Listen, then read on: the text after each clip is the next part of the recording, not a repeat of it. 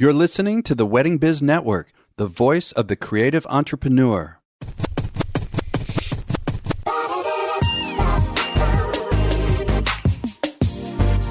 Hey everyone, it's Andy Kushner, host of The Wedding Biz, brought to you today by Party Slate, the first website designed specifically for event professionals and venues. And I want to remind everybody that I've got the Wedding Biz Network and currently have two hosts on the network with more coming. I've got Preston Bailey with Stop and Smell the Roses. That's right, Preston is hosting his own show. It releases the second and fourth Thursday of every month. And the most recent episode was the second one, and it featured a conversation with Marcy Bloom. It was really great. So check out Stop and Smell the Roses with Preston Bailey. And I also have a show with Sean Lowe called The Business of Being Creative. And Sean releases his episodes every Tuesday. Really wonderful show. And pretty soon we're going to have a couple more. I'll announce them later when they come to be. And as far as my story with my getting married, the latest news is my fiance and I have decided that we want to have like a smaller and more intimate wedding celebration. And so we're going to wait until the pandemic's over, going to probably be in the spring of 2022. And this is the second time around for both of us. So we really just wanted to, I want it to be a party where people can really connect with each other. So I'm thinking of like a destination style experience, but here where we live, where it's like a long weekend and there's some activities and different things people can do. So it's interesting to be on the other side of it. It really is. So anyway, I want to mention last week's episodes if you missed them. On Monday, it was with cake designer Ron Ben Israel. It's always fun having Ron on the show. And then on Wednesday, I had planner designer Tara Gerard out of Charleston, South Carolina. Tara has been on the show before too, so those were two really great conversations. So now for today's special guest, it is Josh Spiegel, creative director and president of Birch Event Design, a high-end decor, production, and floral company. Josh is located out of the New York City area and might have just had the most work during the pandemic of anyone I know, which was a surprise to him. And he talks about how he accomplished that feat. It's a pretty cool story. Josh also talks really sincerely about a lot of other issues, especially how he's dealing with things now during the pandemic and how he feels that the event industry might be different when it fully comes back. Really cool conversation you're about to hear. So enjoy my interview with Josh Spiegel. Hey, Josh, welcome to the Wedding Biz. We finally did it. We're on. Yes, we did. I'm so excited to be here. Thanks so much. Yeah. And, I want to thank the wonderful photographer, Phil Van Nostrand, who was on episode 260. And Phil is the one who introduced us. So I thank him for that. Yeah, me too. This is incredible. It wouldn't have happened without him. So I'm grateful for it. Yeah. So Josh, you have such an interesting story about how you've done, like, not only your backstory, but this incredible amount of business during the pandemic. But first, I do want to know if event production and design has been like a lifelong passion or if you came to it via another route when you were younger. It actually came about on its own. It was sort of this organic monster in the sense that, like, I didn't grow up being creative. I never thought to myself, I'm going to do something in a creative field and I'm going to make people's life amazing and, get this validation of success in, a quick turnaround, such as events. I really got married young and I needed to make money. And I started with flowers. And just because my dad had a balloon store, which a lot of people know, I started working out of his store. I didn't make much money doing that. So I started pushing shopping carts to sell money, to go to people. Yeah. And then everyone just started giving me opportunity. People are like, come to my house and do flowers. Can you do my birthday? Can you do my engagement? But you're saying you were working for your father. You weren't doing design, or were you at that time? Well, I mean, it was balloons. So it was somewhat creative-ish. Yeah. Not what balloons are today. But I always just had an open mind to just saying yes to whatever came my way. And one of the things that I knew how to do was listen. I knew how to listen to what a person wanted and then translate that into something that I needed to give them. So I guess just hearing what people needed from me at the time, I'm like, oh, I could do that. I could figure out how to put flowers in a vase. I could figure out how to make an arrangement. I could figure out how to lay out a ballroom if I needed to. And I took every chance I got. And I learned this. And yeah, I'm very, very grateful for where we are today because of it. But it definitely wasn't something I started with saying I'm going to do. That's interesting. So you just kind of figured it out as you went along, or did you have any mentors? So I Yeah, I guess I didn't have any mentors. I would read the Jeff Leatham books, the Preston Bailey books, like all the greats. Right. And I would just say, yeah, I'll do that. And I copied it in my own way. People liked it. People liked the service. And I just kept going with it. Wow, that's interesting. And hasn't most of your business, I mean, in a little bit, we're going to talk about during the pandemic where I know it's changed some, but most of your business for most of the time has been on the Orthodox side of Judaism. Are you Orthodox yourself? So I'm Orthodox, yeah. And that's where I got my started. My start was there. I was getting the opportunity to take these synagogues that were one ballroom that would have to house every event possible. And we would have to just completely convert it. And they would have events every day of the week. So you're talking about the same community going to the same building for the same wedding every night. And you were forced to sort of just become creative within this box, which is something that was a really big learning lesson for us, because floor plans became a super important method to our design, and then changing the basic of what you see every day and making it irregular, which was a challenge that we were faced with that we became really good at.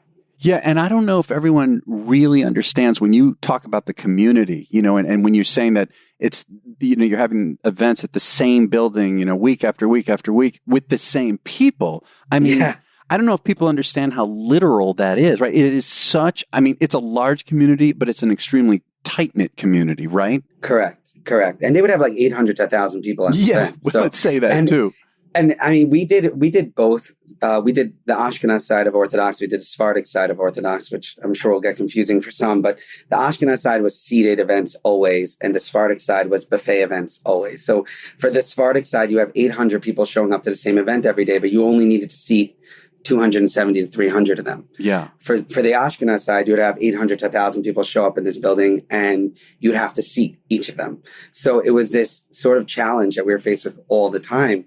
And from the age of literally 23, I was doing that day after day after day. And it's not like we got the opportunity to design months in advance, because they only met each other and got engaged months in advance. So that's right. It's like 3 months on average, isn't it? 3 to 6 months. It's quick. For that community, it was very quick. So we would get 2 weeks to 3 weeks to design this event and show up and produce it. And it had to be different from what their cousin had the night before. It was extremely challenging. I'd be up till all hours of the morning designing and like eating the crappiest foods you could think, just to stay awake, Red Bull after Red Bull, to try to figure it out. Like, how am I going to impress these people tomorrow? But it was really my school. It's where I learned everything. So other than some of the traditions, and the rituals, from kind of the cultural side of being Orthodox in Judaism, it's everything else is like any other wedding and event, right? I mean, essentially. Correct. Yeah, it's a party. It's a ceremony, and it's a reception. I mean, there's a cocktail hour. There are some rituals and ceremonial stuff that has to happen, but for the most part, it's the same as any other event, But that's what makes it so fun. I mean, we had to throw a different party every day. But that's the thing, Josh, I still don't get, like, for me, I understand the words, that you've got the same people coming to the same building and to a gazillion events, because it's also, that's part of it too. It's not, you don't necessarily turn down the invitation. You go. It's part of the fun in the community. You go. Just say hi. Exactly. Yeah. It's a real, and so I don't know how you were able to come up creatively with so many different ideas. I mean, don't you get to a point where you're just burnt out and you just don't know what the hell else to do? I'll tell you, to be completely transparent, there were so many times where I was just like crying on the floor of my office, like, what am I going to do for these people tomorrow? Because also you have to realize that you're not just being creative, but you're also being creative by limiting yourself budget-wise. Not everyone spent the same amount of money. So you could do a massive wedding on a Sunday, but on a Monday, they had a lesser budget. And on Tuesday, it was up again. But the bride on Monday didn't want to feel less than the person on Sunday and Tuesday because they're relatives. It was very challenging. I don't know how I made it through, but honestly, I guess at the time I used to be inspired by fashion. Fashion moved very, very quickly. Yeah. And I'd literally find a dress and I'll be like, okay, this is going to be my wedding. And I deconstructed the dress in my head and I turned it into a party. Or I saw a lobby of a hotel and I'd be like, this is going to be my event. And I deconstructed all the materials and I said, and the patterns and the prints and everything else I could find in there. I'm like, this is going to be my event tomorrow. And that's just where my head was, constantly turning on that. It was intense. You also had to build a business, obviously, to support this, with a lot of people, a lot of staff. So how did you figure out, same thing, you're saying you read a lot of books and things like that. How did you, because it's interesting, Josh, that's something I talk about with a lot of people is how do you balance the creative side with the business side, and you have put together a business that can support this, it's a big quantity of events. Like you say, we're talking not a typical 200 people, but we're talking 800 people an event. How did you put together a business that could last for so long and be so tight and structured? Well, the honest answer is at the time I didn't. I'll be real honest with you. I was struggling a lot. I didn't really have any people I can go to figure out. There were people in my life, my uncle, my father, some friends that were there, they lent me money. They would help me along. They would give me advice, but it was really hard for someone from the outside to look into our industry, which I'm sure anyone listening to can understand, and sort of explain to them the magnitude and the fast pace world that we live in. And especially when you're moving in faster, which is designing events within days or weeks of the event, the balance of creating a normal balance sheet of how much you're spending on material versus how much you're spending on labor versus how much profit you're going to make is nearly impossible. And for the first 6 years of my business, I failed at that. I didn't even realize that I was losing so much money until one day you wake up and you're $1.5 million in debt for money you never had. Were you really that much in debt? Or are you exaggerating? Oh, no, really? Not exaggerating. I'm serious. Like I fell into a hole because I was moving so fast and I overstaffed myself and I needed to learn.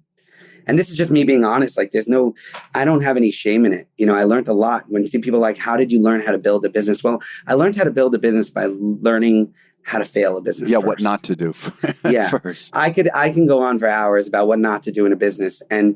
But I had the opportunity to, every time I saw a rope, I grabbed on and I'd climb up again. And over time, I balanced through partners and learning from each of them. And some were great and some weren't good at all. And then finally ended up with my partner that I have now at Birch. And we rebranded about 7 years ago to Birch. And she's been incredible in terms of just like shaping me as to not get carried away as a creative in the emotion of a wedding or of an event, because we lose ourselves because these events become our events. Yeah. And we forget that we have to support our family on the other side.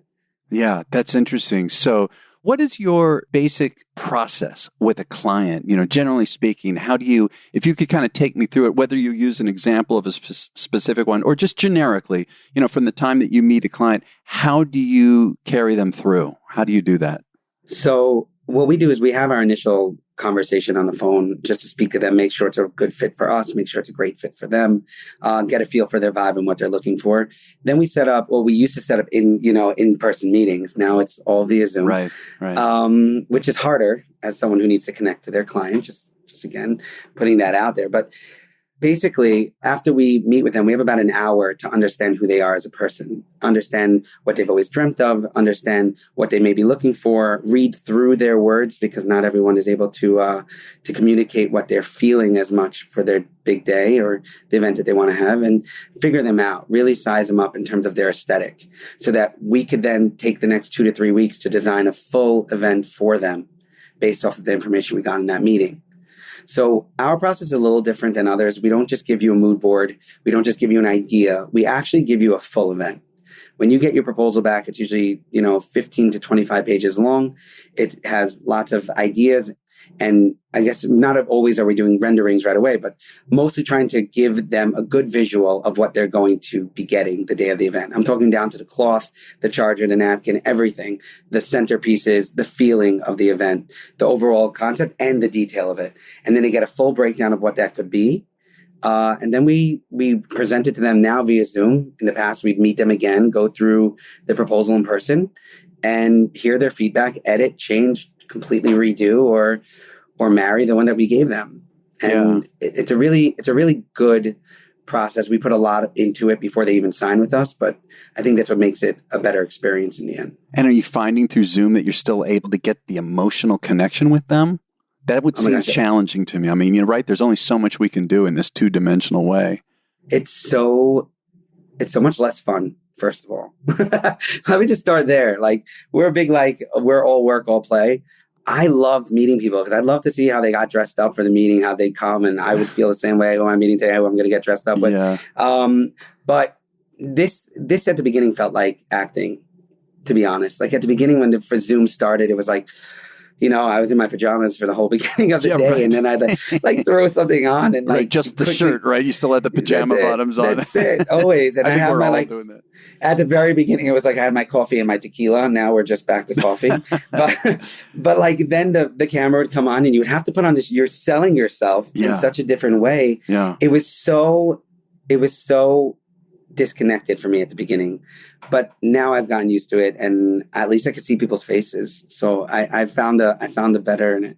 Yeah, it's interesting. While you're saying this, I'm thinking about my own experience with the podcast. How I was, and I was also flying all over the place too. But I was, to be able to be in the room with people is such a different vibe. It really took me some time to change over, and now I'm finding that I guess you just kind of get used to it and you adjust. But you learn the energy. I mean, at the beginning, you felt the energy of somebody in a room, whether they were uncomfortable, whether they needed to be more reassured. That's right. Whether they were like, in love with what you were saying, or they felt disconnected, because that happens sometimes. And that just means that we're not the right fit, But here, it's a lot easier to hide your emotions, I guess you could say. Yeah, it's interesting. So it definitely became something we had to get used to.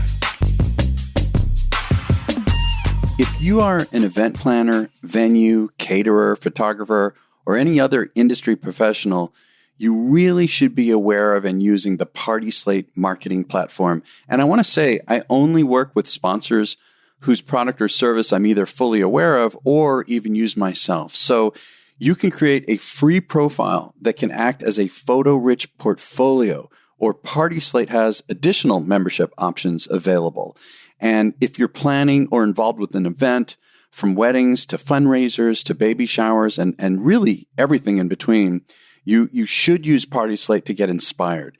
Save your favorite ideas and contact top professionals to help create your dream event.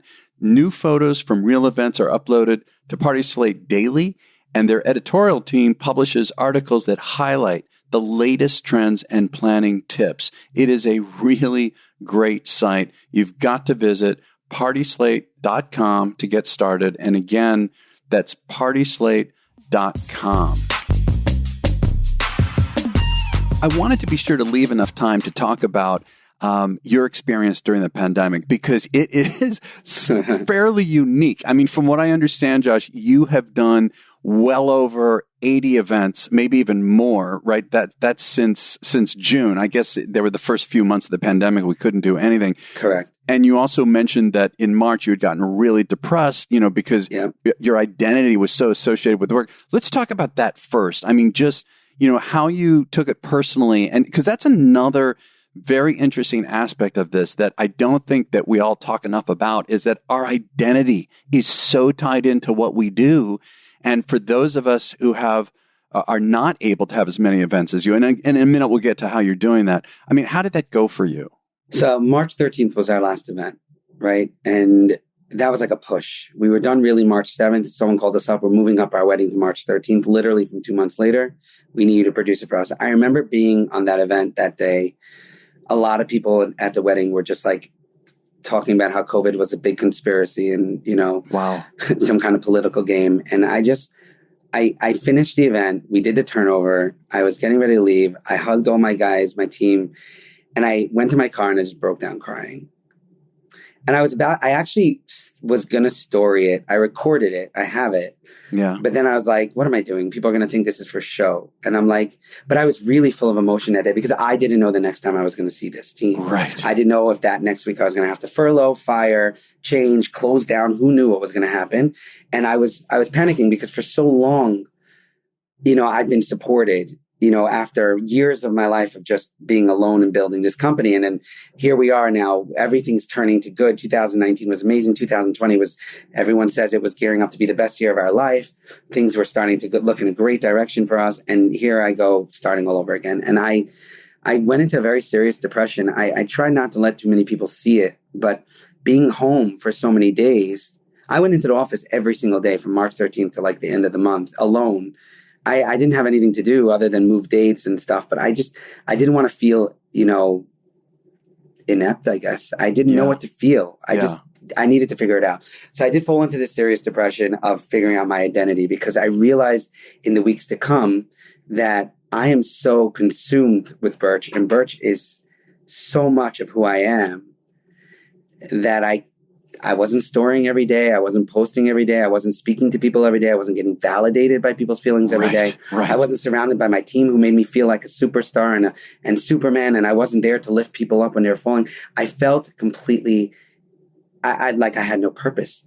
And then I was like, wait, who the hell is Josh outside of Birch? Like, who is this person, Josh? Who has this Josh become? And have I allowed this company, this business of mine, to really be the better of my life, and to the point that sacrificing my children and my family and my friends, so many of my friends I haven't spoken to in so long, I just started reconnecting with. And then all of a sudden you have to really face yourself in the mirror and say, who am I? Do you feel that, again, we'll get to the point to how you ended up having so much work, but before you got to that amount of work, were you able to kind of resolve that and find, in a sense, yourself? And it's an existential kind of a problem, a situation that we face. Were you able to get there? Yeah. So over the course of having friends in the industry that supported, we had a little support group going on. And with some of even my competitors, we were all just being completely honest with each other and speaking it out and worrying about the PPP and everything else that was going on. And we actually had serious, honest conversations about how we were feeling about us in that. And I was able to say to myself, the only one that's going to change this right now is you. You've made, magic before for everyone else. Now you have to make magic for yourself. So get out there and do something. Change the dialogue, which not everyone was comfortable with at the beginning. I put out this whole thing at the beginning of the pandemic of hey, coronavirus, we're listening to your rules, but here are some of ours. And here's how we're going to be happy, during this time. Yeah. And we started laying out this rule that we can talk about our weddings, even if it will happen in a year. Yeah. We can have a conversation about happy times, even if we are going through some hard times. And some people I got reamed out over COVID by so many people on social media, and some properly, but at the end of the day, I've lost people during COVID, some close people during COVID, and I was hit by it. But even in the saddest of times in your life, you have to pull yourself out and hold on to happy times. And if all these people around us, all these hundreds of clients that everyone has, were mourning over the same thing about their events, I couldn't understand why we weren't changing the conversation from, yes, you have to move your date, or here's how you could potentially do this smarter or sooner or in a new way, or just give them light, And I started going out there and trying to do that, which led to business. Well, and I love that you also put together this support group, that you all, which we can, look, we've got another 6, 7, 8 months before everyone's, enough people are vaccinated. And so we're still struggling. I think the idea of putting together a support group and sharing, with like-minded people is a brilliant idea. Now, what about the business side? And did you have to furlough employees? What did you do? I know, just from talking to you before, you've got a very high overhead. What did you do when it comes to all of that? So immediately we shut down our showroom in Brooklyn. That was the first move. We took extreme measures to support ourselves, because my partner actually at the time, he said something very smart. He's like, listen, you could bleed slowly, but you're still bleeding. He's like, so you just got to stop the bleeding as much as possible. So we gave up our showroom in Brooklyn. We had just signed a lease on a showroom in the city that we were going to make into this mega amazing space. We were working on giving that up, which we did inevitably. We gave back all our trucks. We got rid of we took off all the insurance from all our stuff. We parked our vans, parked our trucks. We completely basically shut down. We furloughed everyone immediately. Yeah. For the foreseeable future. And I stayed in serious contact with everyone. I said, listen, I've been in a position where I've failed before and I've rose from it. And I believe we'll do the same this time if you stay with us. And by May, I want to say, it was the first time weather started changing that I started putting out this new, let's sort of figure out how to party again. Yeah. And that transferred into business. Now let's get into that. I know something about your backyard with your kids. Yes, you want to tell that story? Sure. So the first thing was in May. Literally, I was bored and I couldn't figure it out. And My kids were home and we're trying to do something creative. So I literally went outside and built a chuppah in my backyard with my kids and storied it. And Wait, and storied it? Is that what you said? What'd you do with it? I storied it, yeah. So you put it out on social media. I put it out on social media for everyone to enjoy because I was just doing it for fun. Yeah. We got so much good, response to it that I actually did it again the following week. We made a second one. And from there, a bride texted me, "Oh, are you allowed to make a wedding now? I see you're making an event," because not everyone reads everything. They just see us making a chuppah. And I'm like, I don't really know the rules of where you are right now, but I will tell you that, like, in the case that you can, wherever you are, please call me. I'll do it for you. Yeah. And my first bride called me like May 17th. It was a week before Westchester came out with the 25 people rule in the backyard. And she said, I got the phone call from the photographer who referred her, and she saw us on social media. But she said, my mother-in-law is dying and we have to move up the wedding. Like, we just need to move it up. And May 17th was our first backyard wedding for 10 people. And it was beautiful. And I felt life again. And I'm like, we could do this for everyone. So why not? And that's where it started. So tell me the next step, though. I mean, because somehow like I say, you've done over 80 events or something like this. I mean, come on, it's crazy. Oh my gosh, there's going to be so much hate from this. I mean, there's a lot of people who are very against this, but I will tell you, my philosophy was at the time, say yes to everything. So we started at a $5,000 wedding and we ended up at God knows what, but we just said yes to being able to go out and play, which is what we love to do. Just do your thing. Yeah, feeding your soul, feeding your energy, changing scenery, getting out of your house, wear a mask, wear a face shield. You know how many days I wore face shields before most people wore face shields? Like, yeah. I went out and we covered ourselves up. We were as safe as possible. But every person that called and said, "Oh, I see you're doing events. What would it look like if I did my event?" Well, I'm like, well, it's difficult, but here's the turnaround time. Here's what we could do for you. I can't give you a proper proposal. I can't give you the Birch experience because there's no time for that. It's June. You want to get married in July. There's 20 other people calling us. And I was having a very tough but also exciting time vetting through everyone and trying to figure out how to make these events. And for my team, we just played it safe. We got tested every week and we wore masks on every job when we felt uncomfortable. I'm not going to say we were perfect about it. We were spending a lot of time together and we did unmask a lot. But we were outside most of the time. We felt comfortable until today, like I told you before. I've yet to get COVID, and I hope that doesn't change.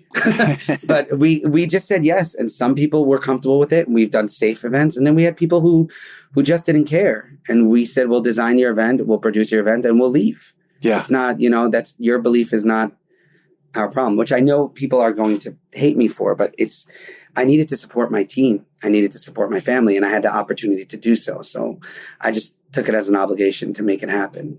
Well, and what about, ever since rapid testing came out, do you do that at parties? I mean, because when you're doing parties with a few hundred people in the middle of all of this, how are they protecting themselves, let alone yourself? So I'll tell you, most of our events were for I want to say the 1% of clients. And most of those, I would say 95% of those people tested everyone, not just rapid before their event, but also the week before and the week before that. I had clients that spent upwards of $100,000 on testing before their events, just for the sake of keeping people safe. A lot of people looked at the outside and they saw, people dancing at weddings and things that weren't supposed to be happening, but they didn't realize that behind the scenes, this guy is extremely sick, and he's the type of guy who wanted to be as safe as possible and made his guests test. He sent tests to people's homes, not rapid tests. The full 3 to 5 day test, like a week before and 2 weeks before and the day of an event. And if anyone came up, they got tested twice, and some were sent home. And the same thing went with staff and my team, and and even the bands. Like, I remember 2 band members going home, and I'm like, what are they going to do? Oh, geez. So it was a real learning experience, and we took every precaution necessary on our end, and the clients, most of them, I'm not going to say all of them, did the same on theirs. What about in terms of pricing and the money aspect of this? I mean, especially the parties where you're doing a lot less people. Are people spending less money, the same money, more money? How is that going? The conversation changed again. At first, I found myself defending why things are still costing the same amount of money. And I was telling people, I'm like, well, the truck that's going out could hold 2 cartons, or it could hold, Right. 26 feet of Exactly. goods. Yeah. The labor, the guy driving it is the same thing. A ceremony, a chuppah, costs the same whether it's for 25 people, unless it's really small, or 50 or 100 or 300 people. A cocktail hour is the same 6 cocktail tables, the same 6 highboys, even though there weren't so many cocktail hours during the pandemic. But I was explaining to them that now every dollar you spend gets seen. And to make it even harder, we're dealing with natural light. When before, as a New York-based designer, almost every event was done inside a ballroom where you could mess with lighting and candles. Right. I lost all of that in the summer. People moved up their events to 4 o'clock in the afternoon because they wanted the heat, especially as we were getting closer to September, October, November. And they needed the heat coming in through that clear tent. And we had to figure out ways to make it feel as elegant and gorgeous without the candles and without the lighting. So the conversation changed to me saying, guys, you have 2 options. Yes, it's a pandemic, and yes, you have the opportunity to save money. But on the flip side, you can give, instead of having 600 guests, you have 200 guests. You can give these 200 guests that are forced to sit in groups of 2s and 6s and 8s and 10s based on their comfortability level, a better, more generous experience. Right. So you could be one of those 2 kinds of people. Sometimes we met in the middle, and sometimes they were just like, you know what? If we're doing this once, let's do it right. Do you think that this is going to, even after the pandemic's over, do you feel that there's going to be a change in how events are done because of this experience? Do you feel that you've learned anything differently? I've learned a ton. I mean, to answer your first question, yes. I think that there's going to be waves after this because people are going to realize that they don't need to invite every person they've ever spoken to an event. That's right. First. That's a great point, especially in the Orthodox side, right? I mean, oh my gosh, that side, they've changed everything. But in general, to all our clients, it's so much more intimate now. I had a client this morning. We had a client meeting this morning for a wedding that's happening March here in Florida, and the concept was she was supposed to have this big 200-person wedding or 275-person wedding, and she's a showman, so she wanted it to be this big, extravagant piece. And we were talking about now she's having 20 people at her wedding in March because she wants to get married. We were able to be more creative with that and give her an even better experience. And as we're talking to her, you could actually see the light come back into her life. And she's saying to herself, you know what? I'm so excited. I'm celebrating, giving this experience to 20 people. Imagine your 40th birthday, right? Or 50th birthday, or even a 30th birthday. You go on a vacation with your closest friends. Your bachelorette party, those parties are with your closest people. You don't choose to share that with everybody. You choose to share that with the people that actually matter to you in your life. So in that time, it's the same thing. Right now, our clients are experiencing the same thing. Let me choose my closest, my finest, my nearest, my dearest, and let me actually enjoy them as much as they're enjoying from me. And I love that. Right. You're right. That's a great experience. I do think that I think that is going to carry over. Also, I want to come back for a minute to social media because sure. It is through the tool of social media that you were able to come out of this, and I know it. I hear you feel some guilt, but I don't think you need to feel that way. I mean, it's almost like some survivor's guilt. I mean, you came from a heartfelt place, doing what you did with the chuppahs in the backyard for your kids, putting it out on social media. People took notice of it and took action. It moved them. It clearly moved them. What can you say about your use of social media, generally speaking? First of all, thank you for saying that. And I do definitely feel that guilt, even though so many people tell me not to all the time. I know it was a sensitive time for our industry. So not only am I putting this stuff out on social media for the client to respond, but I'm also putting it out on social media for the industry to see. Right, and it was a little bit about rubbing salt in the wound for a lot of people. And that pained me. But and it really did. I'm not even just saying this stuff. Some people, I feel like you say things. I actually take these things to heart, and it did affect me. But I also know that there was a lot of opportunity out there that I want to say some people just didn't capitalize on or move towards. And it is what it is. Everyone did what they needed to do for themselves. Right. So I appreciate you saying that. Going back to the social media tool, I mean, social media is everything today. It's just everything. Having industry cloud and doing business is great, but the social media aspect, connecting to the consumer that's going to tell their mom, oh, I follow Birch on social media every day, and they're personable, they're relatable, they're fun, they're real, they're authentic. They're not sitting there creating some crazy graphics to drive in business. I literally post my life. I've taken a step back on social media during the pandemic because, like I said, I was reached out to by a couple of people who I really do respect. And they said, we feel like even though you don't mean it, it may be offensive to some people. So I took a step back. But in general, this is my world. Like, as I said before, when I lost my identity at the beginning of the pandemic, I realized how much Birch was for me. And I realized how much life it gives to other people. I realized how happy it is to live in someone else's fantasy for a day and look forward to it for yourself. I mean, I'm sure there are other ways of looking at it, but the way that I choose to look at it is the response that I get, which is 6 to 10 inquiries a day of people saying, let me just pick your brain about an event that I want to have happen. Let me just see if you're for us. Let's have a conversation about my party. You know, the response you get fuels that. It makes you feel like what you're doing is right. And social media has been the biggest tool for us in terms of that. And we're using it to show people we're human. We're attainable luxury.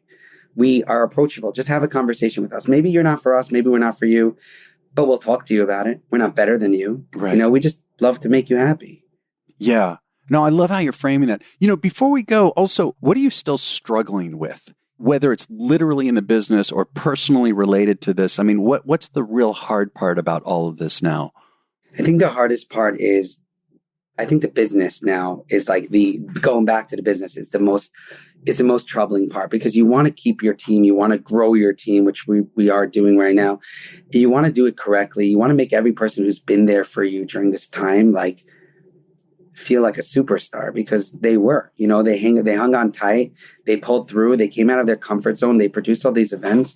And I think I personally struggle with like being able to balance the business, being able to balance the personal, not being able to go out and have drinks and celebrate with them. You know, we could work together, we'll have lunch together on a job site, but we're not specifically going out to dinners and having drinks anymore. So we can't really express that kind of gratitude on a personal level for the team that really had our back this whole time. Yeah. And the growth that's coming out of this and preparing for 2021, 2022 is definitely the same struggle. We want to give everyone the Birch experience. We want to give them that custom feel that we're in it just for you. And while we're trying to grow at the same time and balance all these opportunities that are coming our way while growing a team, and all good problems. But personally, I'm definitely overwhelmed with it a little bit. But I think we're finally seeing our way through the woods, which is exciting. Yeah. I mean, and there's so much more hope now for all of us, you know, down the line for a lot of reasons. And last question, Josh. Sure. And I think I kind of can figure this out from what you've been saying, but what does success mean to you? What does it mean to you now? I think success to me is the surrounding feeling of, wow, I don't even know how to put this into words. It's an emotional feeling, success to me. It's being able to put food on the table for those you care about, for those who have your back, for those whose back you have. Yeah.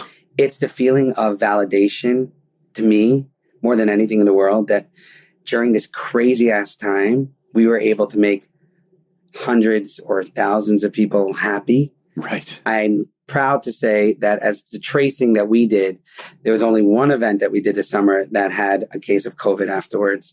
And it wasn't a super spreader. It was literally 2 people that sat at the same table who chose to sit at the same table as the other people. As far as I know, which is something I'm very proud to say, a lot of people think that we had a lot to do with the events and deal. We did one, but you know, everyone was judging us for that. But success to me is the validation that we were able to do what we love to do. We're able to keep our heads above water, and we're able to walk out of this saying, we've learned so much. We've been in the trenches. We've done the COVID-friendly events. We've done the crazy, not so COVID-friendly events. We've learned all different kinds of people and how to deal and how to work with them through this kind of time, and feeling that like, really, we can do anything. And I want to, and I plan to. Ah, I love it. Josh, this has been great, man, getting to know you more. And I really appreciate you sharing your story, and you're being so sincere, vulnerable. It just, thank you so much. Well, thank you. Thanks for having me. Thanks for this platform. You know, what you're doing is great. You know, in the entire event industry, I'm speaking on behalf of them when I say thank you for everything that you do, picking the brains of entrepreneurs and probably the most wacky businesses in the world, where we're completely running on emotion most of the time. You know, right, it is emotion. You got your hands full, and I really appreciate that. So thank you for having me. Well, thanks for saying that. You're welcome. Thank you for listening to my conversation with Josh Spiegel. Be sure to check out his website, which is birchevents.com. His social media handles on Instagram and Facebook is Birch Event Design. You can get all of this in the show notes at our website oftheweddingbiz.com.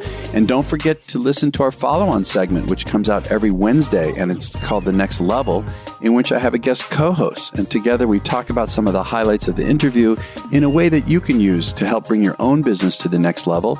And this week's guest co-host is going to be photographer Phil Van Nostrand. Really great guy. I love talking to Phil. And next week, we're going to have photographer Eric McVeigh. Really another great conversation. So be sure to subscribe to The Wedding Biz so you are aware whenever new episodes come out. Would love if you share this with your friends and colleagues so that they all find out about it, and give a top review wherever you get your podcast from. And finally, I want to thank our sponsor for today's episode, and it is Party Slate. And you can find them at partyslate.com. And we'll catch you next week on The Wedding Biz.